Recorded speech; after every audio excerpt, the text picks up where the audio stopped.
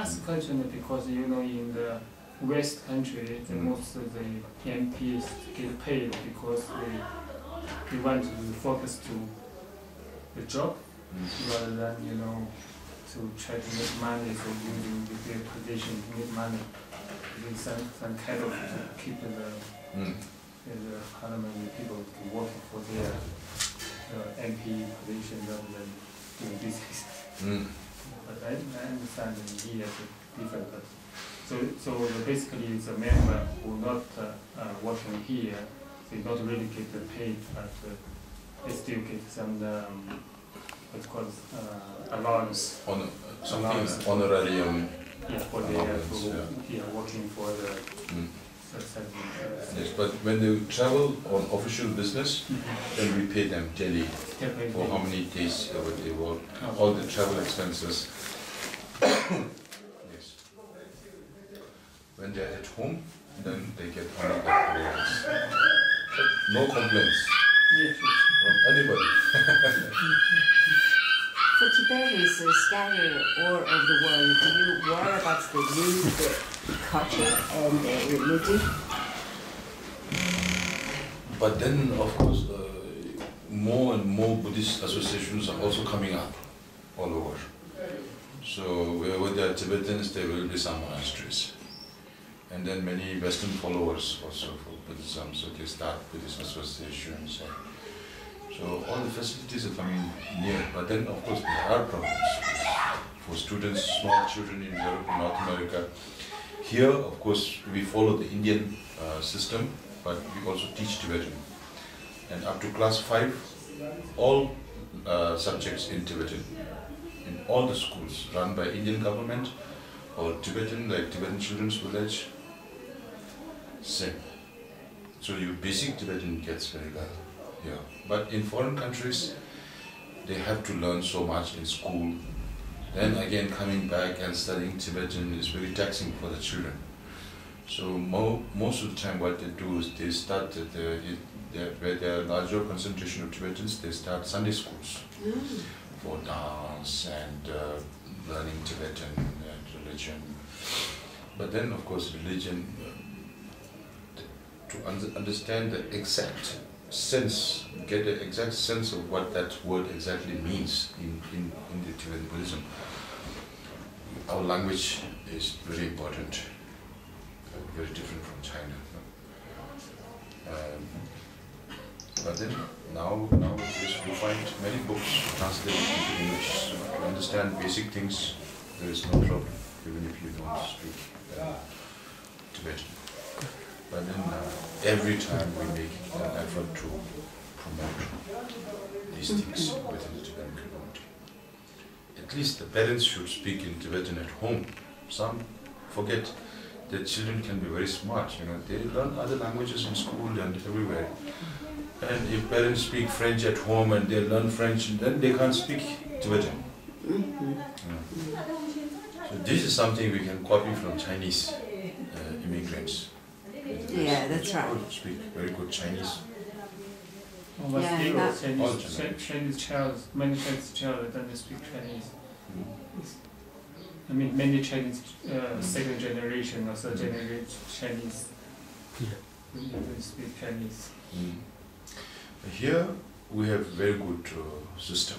So you came to Dharamsala, but the biggest Tibetan settlements are in South India, where I come from.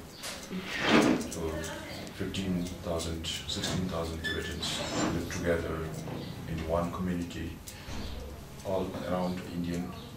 And we have big monasteries, some monasteries 3,000, 4,000, 5,000 monks, like that. So there is already very strong centers for Buddhist learning. And then we also have some institutes like Institute of Higher Studies in Sarnath, where you can study only Tibetan literature or lineages, different lineages, so many scriptures. And here also around Dharamsala also now some institutions coming up. The Institute of Buddhist Dialectics, just a few days back they celebrated 12 years of partnership with Emory University. So Emory students come here he studied Tibetan language, religion, culture, painting, all that come here. And then sometimes we send our students to Emery to learn science, because His Holiness focus very much on Buddhist science and external science. So Buddhist science to do with neurology, with psychology and all that, because Buddhism is all about studying your mind.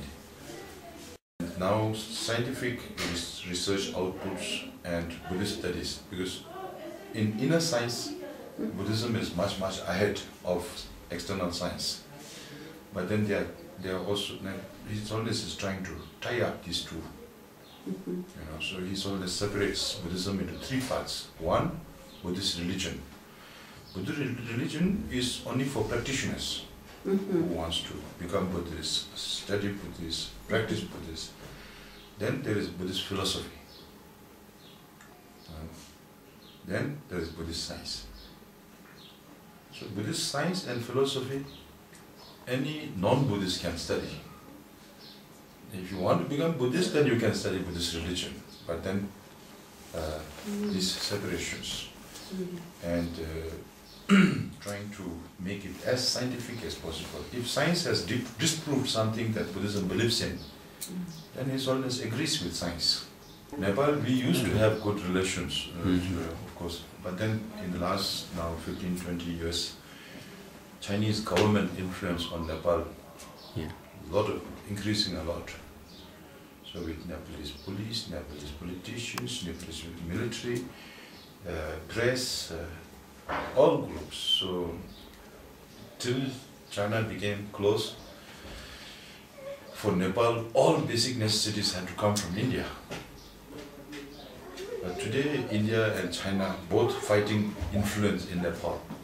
And for Chinese government, it's very important because Nepal is the only route for the Tibetans to come from inside Tibet. So they put a lot of pressure. So if you see all these countries who visit China, and the first statement is, we agree on China's policies on Taiwan, Tibet, Uyghur. That's the only interest of China. We try everything. We try everything. But even the cases, United States government wants to take 5,000 Tibetans from Nepal.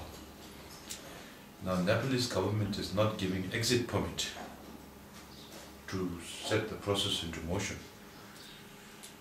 And they are Nepalese origin, Bhutanese citizens who were kicked out of Bhutan, about 50,000-60,000.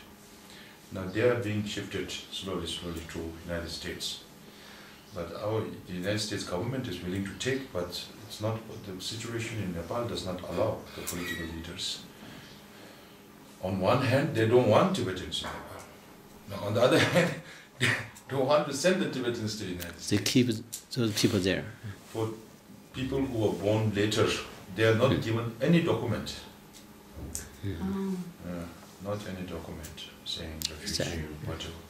Here, at least, we get Indian government identity certificate for us to travel outside. All those facilities are there. Nepal is very difficult. Small country.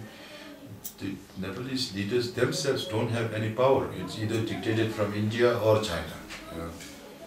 And they took Mao's problem, took a lot of time for the Constituent Assembly even to adopt a constitution, and a lot of infighting, fragmentation within political parties, and many Nepalese pockets also asking for autonomy on the border areas.